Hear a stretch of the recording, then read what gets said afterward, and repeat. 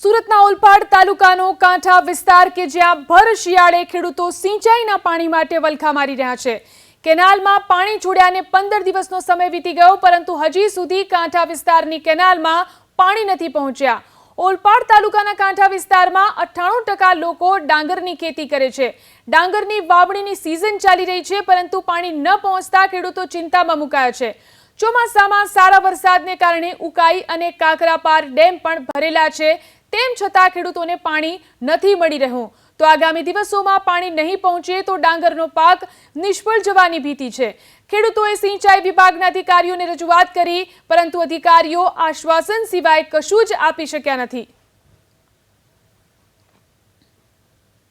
સુરત જિલ્લાનો ઓલપાડ તાલુકો અને ઓલપાડ તાલુકામાં પણ તેનો કાંઠા વિસ્તાર ગુજરાત રાજ્યમાં સૌથી વધારે ડાંગરની ખેતી થતી હોય તો આ વિસ્તારમાં થતી હોય છે, પરંતુ છેલ્લા કેટલાક દિવસથી આ ડાંગર પકવતા ખેડૂતો છે તે પરેશાન થઈ ચૂક્યા છે।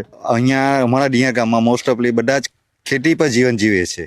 હવે આજે 1 તારીખનું પાણી છોડ્યું છે અને આજે 15 તારીખ થઈ છે, છતાં અહીંયા પાણી આવ્યું નથી, તો ખેડૂતો હવે કઈ રીતના જીવન નિર્વાહ ચલાવવું? માટે પાણીની એટલી તાતી જરૂર છે કે તમે જો અમને 12 કલાકમાં પાણી આપો ને તો ખેડૂતનો ઉત્સાહ વધી જાય। પણ જો 12 કલાક પાણી નહીં આવશે, 12 દિવસ પછી તો ખેડૂત મૂર્છાઈ જેવી છે કે એને આત્મહત્યા કરશે, કોઈ પ્રશ્ન રહેવાનો નથી। સિંચાઈ વિભાગના અધિકારીઓ જે છે તે લોકોને તમે રજૂઆત કરી છે? અધિકારીઓને, સિંચાઈ વિભાગના અધિકારીને દરરોજ ત્રીજે દિવસે, દરરોજ તો નહીં પણ બીજે ત્રીજે દિવસે ફોન કરીએ છીએ, અને 1 તારીખથી જ અમે ફોન કરવાનું ચાલુ કર્યું હતું કે સાહેબ પાણી તમે જલ્દી મોકલશો તો અમે કંઈ કરી શકીશું, ને હજુ બી કંઈ એનો થયો નથી ઉકેલ।